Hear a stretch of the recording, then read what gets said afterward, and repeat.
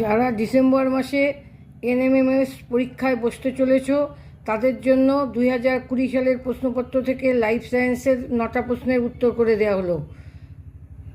1 নম্বরে আছে নিম্নলিখিত রোগসমূহের মধ্যে কোনটি একটি চর্মরোগ? টাইফয়েড, পোলিও, দাঁত, জলাতঙ্ক। দাঁত হচ্ছে চর্মরোগ। নিম্নলিখিত রোগগুলির মধ্যে কোন রোগের কোনো টিকা আবিষ্কার হয়নি, টিকা নেই? পোলিও, এইডস, ডিপথেরিয়া, যক্ষ্মা। এইডসের টিকা নেই। নিম্নলিখিত গাছগুলির মধ্যে কোন গাছের নিরেট পর্ব ও ফাঁপা পর্ব মধ্যে দেখতে পাওয়া যায়? শাল গাছ, সুন্দরী গাছ, বাঁশ গাছ, নিম গাছ। তাহলে বাঁশ গাছে হচ্ছে নিরেট পর্ব আর ফাঁপা পর্ব মধ্যে দেখতে পাবে।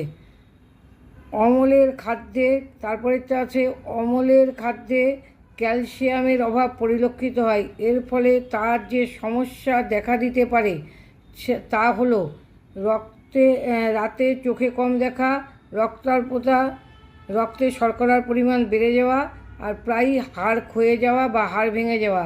ডি নাম্বারটা কারেক্ট, প্রায়ই হাড় ক্ষয়ে যাওয়া বা ভেঙে যাওয়া। তারপরেটা আছে উদ্ভিদের একটি অংশে যখন পর্ব, কক্ষ, পুষ্পমুকুল ইত্যাদি দেখা যায় তখন তাকে কি বলে? মূল, কাণ্ড, পাতা, বীজ। এখানে কাণ্ড বলে। তারপরেরটা আছে সুন্দারল্যান্ড হটস্পটটি কোথায় দেখা যায়? আন্দামান নিকোবর অঞ্চলে, ডুয়ার্স তরাই অঞ্চলে, পশ্চিমঘাট পর্বতমালা অঞ্চলে, মেঘালয়ে। আন্দামান নিকোবর অঞ্চলে দেখা যায় সুন্দারল্যান্ড হটস্পট। প্লাজমোডিয়ামের মূল পোষক হলো মানুষ, স্ত্রী অ্যানোফিলিস মশা, পুরুষ অ্যানোফিলিস মশা, মাছি। এখানে সঠিক উত্তর হচ্ছে বি নাম্বার, স্ত্রী অ্যানোফিলিস মশা। তারপরেরটা আছে নিম্নলিখিত উদ্ভিদগুলির মধ্যে কোন উদ্ভিদের মূল তুমি খেয়ে থাকো? পালং শাক, আলু, বাঁধাকপি, গাজর। গাজরটা মূলত মূল, এটাই তোমরা খাও।